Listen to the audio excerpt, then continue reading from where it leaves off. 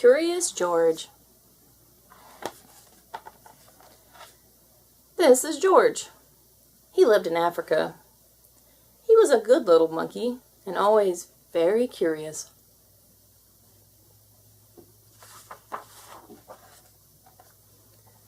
One day, George saw a man.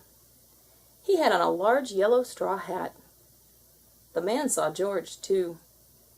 What a nice little monkey, he thought. I would like to take him home with me. He put his hat on the ground, and, of course, George was curious.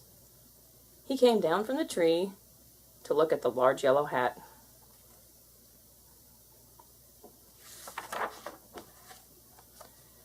The hat had been on the man's head.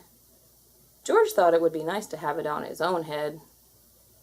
He picked it up and put it on.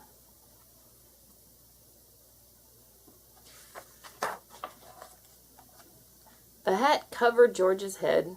He couldn't see. The man picked him up quickly and popped him into a bag. George was caught.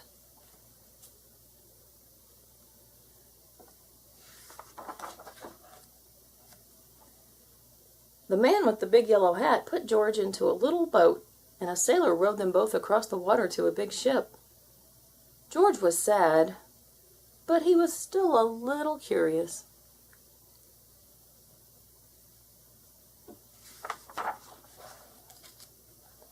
On the big ship, things began to happen. The man took off the bag. George sat on a little stool, and the man said, "George, I am going to take you to a big zoo in a big city. You will like it there. Now run along and play, but don't get into trouble." George promised to be good, but it is easy for little monkeys to forget.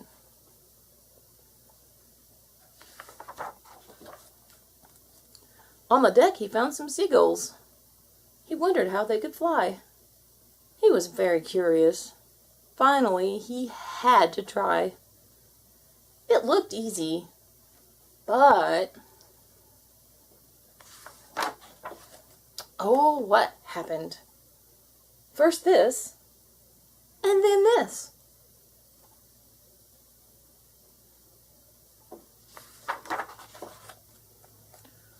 Where is George?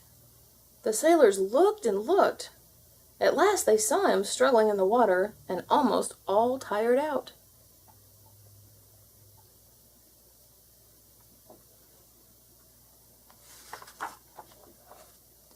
"Man overboard!" the sailors cried as they threw him a lifebelt. George caught it and held on. At last he was safe on board.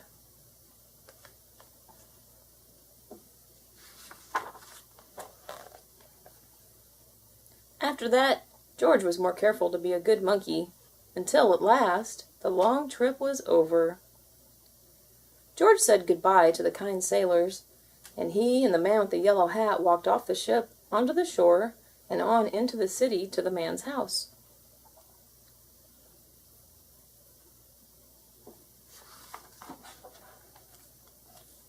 After a good meal and a good pipe, George felt very tired.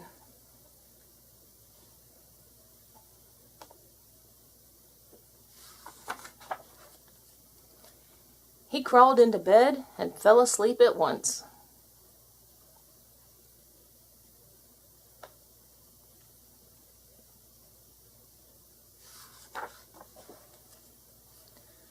The next morning, the man telephoned the zoo. George watched him. He was fascinated. Then the man went away. George was curious. He wanted to telephone too. 1, 2, 3, 4, 5, 6, 7. What fun!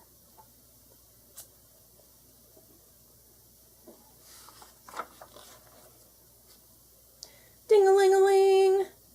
George had telephoned the fire station. The firemen rushed to the telephone. "Hello! Hello!" they said, but there was no answer. Then they looked for the signal on the big map that showed where the telephone call had come from. They didn't know it was George. They thought it was a real fire.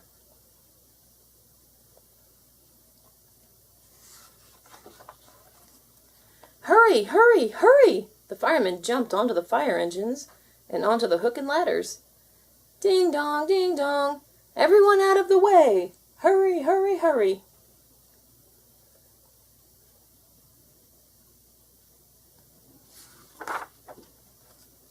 The firemen rushed into the house. They opened the door.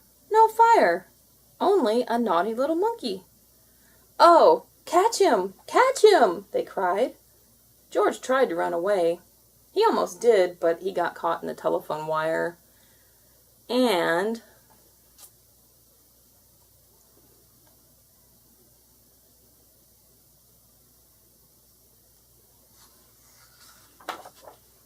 a thin fireman caught one arm, and a fat fireman caught the other.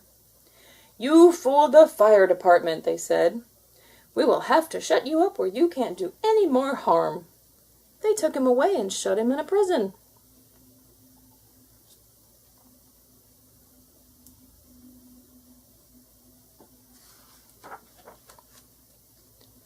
George wanted to get out. He climbed up to the window to try the bars. Just then, the watchman came in. He got on the wooden bed to catch George, but he was too big and heavy. The bed tipped up, the watchman fell over, and, quick as lightning, George ran out through the open door.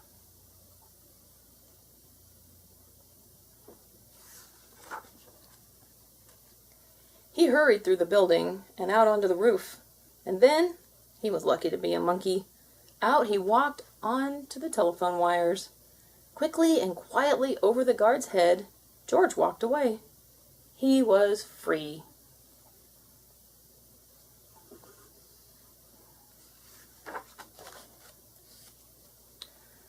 Down in the street, outside the prison wall, stood a balloon man. A little girl bought a balloon for her brother. George watched. He was curious again. He felt he must have a bright red balloon. He reached over and tried to help himself, but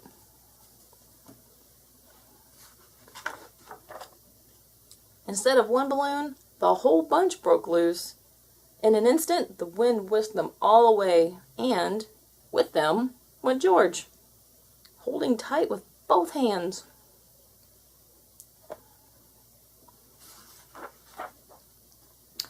Up, up he sailed, higher and higher.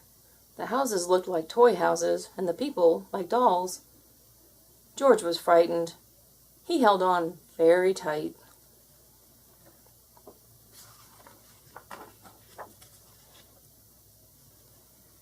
At first, the wind blew in great gusts.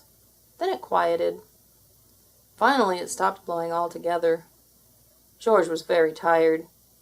Down, down he went, bop, onto the top of a traffic light. Everyone was surprised. The traffic got all mixed up. George didn't know what to do. And then he heard someone call, "George!" He looked down and saw his friend, the man with the big yellow hat.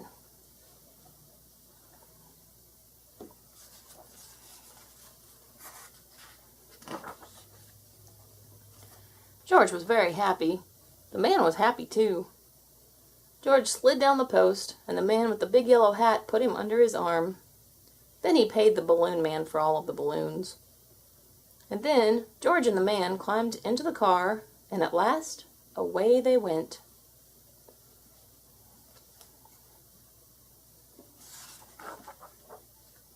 To the zoo! What a nice place for George to live. The end. Please subscribe.